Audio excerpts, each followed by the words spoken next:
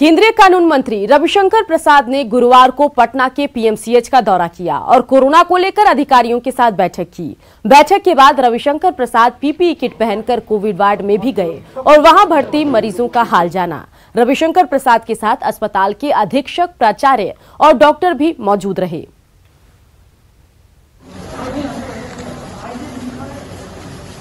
तो तस्वीरें दो आपको दिखा रहे हैं, जहां केंद्रीय कानून मंत्री रविशंकर प्रसाद आज पटना सिटी के नालंदा मेडिकल कॉलेज भी गए। रविशंकर प्रसाद ने व्यवस्था का जायजा लिया और अस्पताल प्रशासन को 250 पीपीई किट, ग्लव्स और मास्क भी दिए।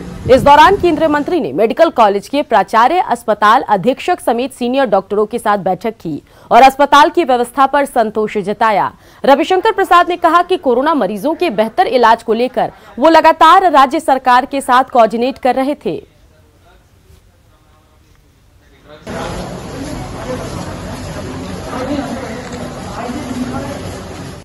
आज सुबह मैंने जिला प्रशासन के साथ सभी जनप्रतिनिधियों से बैठक की, फिर पीएमसीएच गया और फिर यहाँ आया हूँ।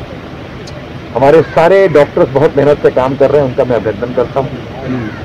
इस चुनौती भरे समय में काम करना, जब एक डर का माहौल है, तो उन्होंने अच्छा काम किया। नर्सेज, बाकी सब, यहाँ स्थिति काफी सुधरी है, इसलिए मैंने पूरी रिपोर्ट ली और कुछ करने की आवश्यकता है। मैं सांसद के रूप में जो भी मदद होगा करूंगा। तेजस्वी यादव ने अपने सभी विधायकों को विधानसभा क्षेत्र में जाकर चुनाव की तैयारी में जुटने को कहा है। आरजेडी की चुनावी तैयारी पर बीजेपी ने, जी हां, बीजेपी जेडीयू ने, दोनों ने सवाल उठाया है। कमियों को निश्चित रूप से उजागर करेंगे और निश्चित रूप से इस बार जनता तैयार है कि तेजस्वी प्रसाद यादव को बिहार का मुख्यमंत्री और मुख्यमंत्री की ताजपोशी करेगी महागठबंधन और बिहार की जनता।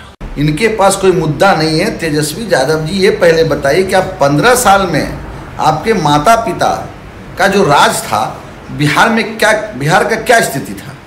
सब लोग से छिपा हुआ नहीं है।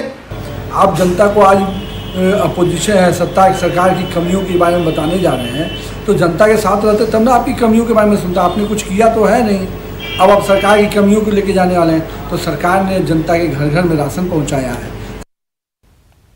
पिछले कुछ दिनों से चिराग पासवान ने नीतीश कुमार पर निशाना साधा है। उसके बाद अब जेडीयू नेताओं ने भी पलटवार शुरू कर दिया है। ललन सिंह के बाद जय कुमार सिंह ने भी चिराग पासवान पर हमला बोला और कहा कि जो खुद दिल्ली में बैठा है वो नीतीश कुमार के कार्यों पर क्या उंगली उठाएगा।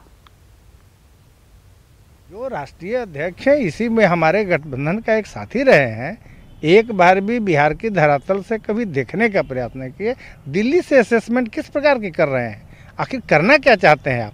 जिस प्रकार की उनकी भाषा चल रही है, नहीं लगता है कि सहयोगी की भाषा है और बहुत ये गलत है। जहां देश और दुनिया नीतीश कुमार जी को प्रशंसा कर रहे हैं।